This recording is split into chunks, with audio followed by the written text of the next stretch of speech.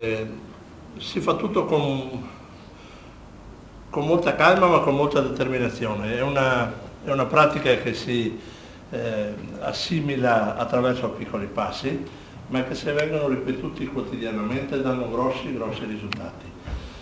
Riteniamo che sia un dovere primario che siano per prime le aziende pubbliche come quelle che sono associate ai conservizi, come DSM, come AMIA, come ATV di Verona, sia un dovere di queste aziende pubbliche diffondere con voce più alta di altre queste pratiche.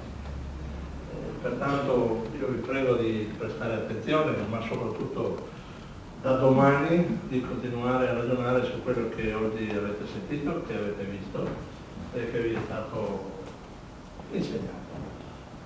Ci vuole anche umiltà in queste cose, ma ritengo che menti giovani, moderne, fresche come le vostre siano più, abbiano più attitudine a recepire un messaggio di questo tipo. Possiate essere anche fieri perché abitate in una provincia, in una regione che è all'avanguardia in questo settore della sostenibilità ambientale. Tenete peraltro presente che Conservizi Veneto è l'unica associazione regionale a godere del patrocinio dell'UNESCO riguardo a questa materia.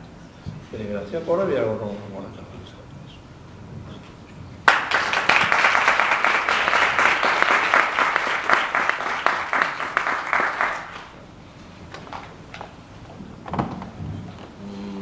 Buongiorno, sono Nicola Mazzolente, sono il direttore di Conservizi Veneto.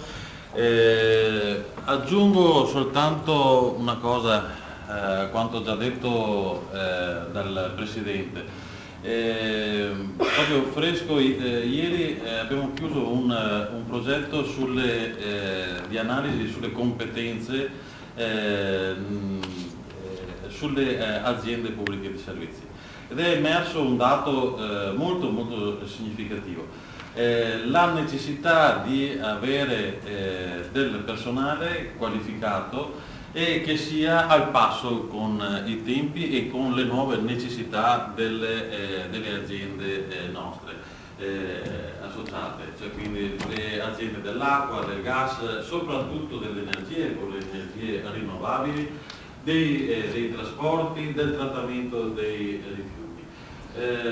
Spesso abbiamo verificato che non c'è una corrispondenza lineare tra scuola e mondo del lavoro.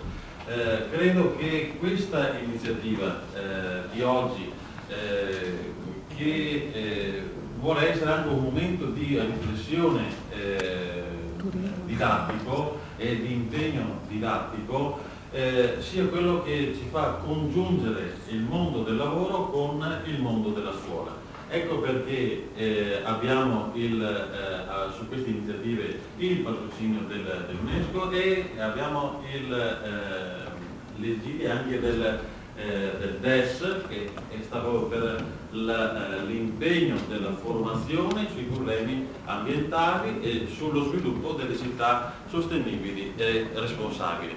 Le nostre aziende ormai, oltre a produrre i bilanci sociali, quelli da codice civile, stanno iniziando a produrre i codici e i bilanci sostenibili e responsabili, dove c'è l'azienda che si impegna oltre al proprio ruolo istituzionale di produrre servizi, anche quello di destinare una parte degli utili in attività che abbiano un impatto sulla città, quindi ci sia un ritorno dei fondi nella città, che siano reinvestiti nella città per migliorarla, oltre che per migliorare i servizi. Per fare questo ci vuole della grande professionalità. Nelle aziende pubbliche la professionalità c'è, ma il futuro delle aziende nostre sta nelle vostre mani.